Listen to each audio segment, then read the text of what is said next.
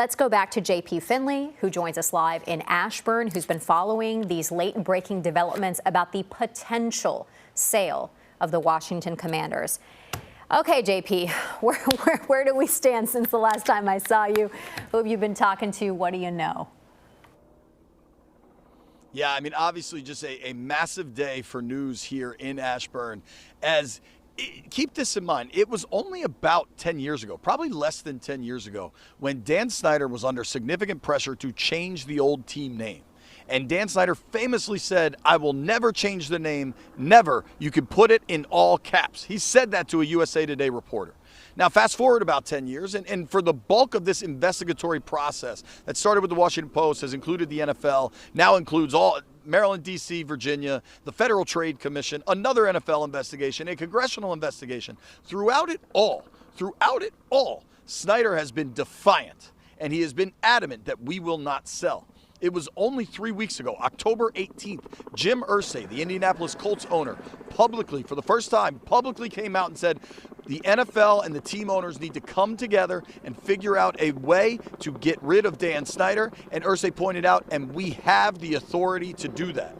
In the moments after Irsay spoke, Snyder, through a team spokesperson, said Mr. Irsay will soon find out that his conclusions are incorrect and that we will not sell, ever. Now, fast forward 3 weeks later, and we're here. And now, all of a sudden, the team put out an official statement that said Dan and Tanya Snyder remain committed to the team, but are exploring all options. I pressed a Commander spokesperson for further comment, and it was simply, we will explore all options. Now, that does mean there could just be the search for a minority partner, a cash infusion perhaps, as Dan and his family were able to gain 100% control of the team last July 2021, through a loan from the NFL. That could go two ways. Dan could now sell a chunk, retain controlling interest, and get some cash perhaps to build a new stadium. Or consider also that an NFL team has much higher sale value if you can sell all 100% of it. So there's a lot of moving parts. Nothing's definitive. And I know that there are a number of fans that for a long time have hoped that Dan Snyder would sell the Commanders. And this is undoubtedly a step towards that. But we still don't know exactly what will happen next. There's much more information to obtain. The next NFL owners meetings come in December. The big set of NFL owners meetings, the annual league meeting, that happens in late March, early April. JP, and we've been touching on this, right, as we're reading the statement, that it's not clear if we're talking about minority stake in the team or the entire franchise.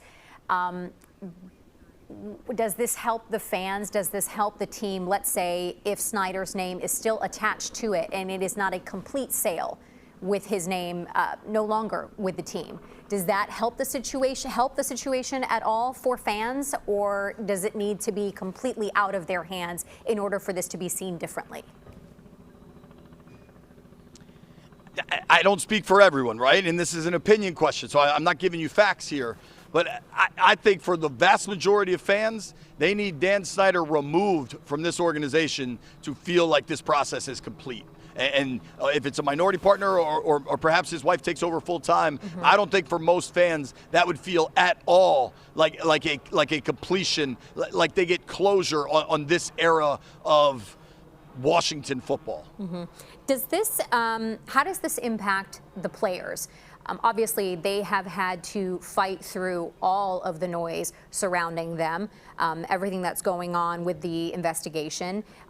It's not made things any easier for their playing ability and their record right now. So how does this now even louder noise affect them on the field?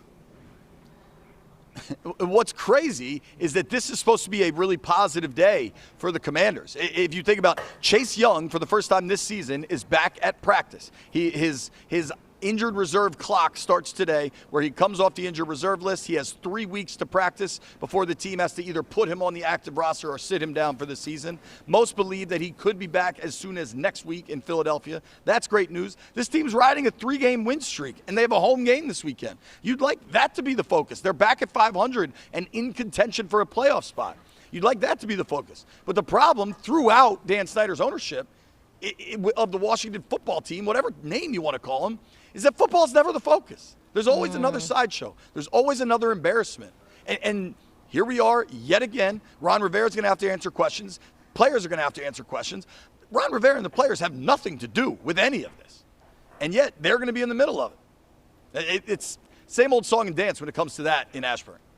All right, and we know, Coach Ron is very passionate about his players and about his guys not having to listen to all the noise and their sole job being what is happening on the field. But this is going to be obviously very difficult for them to try to not listen to, and as they try to keep their focus on the field. But there's just a lot going to be swirling around these next few days. Everybody's got a phone. They're going to see all the updates on their phone. It's impossible to ignore.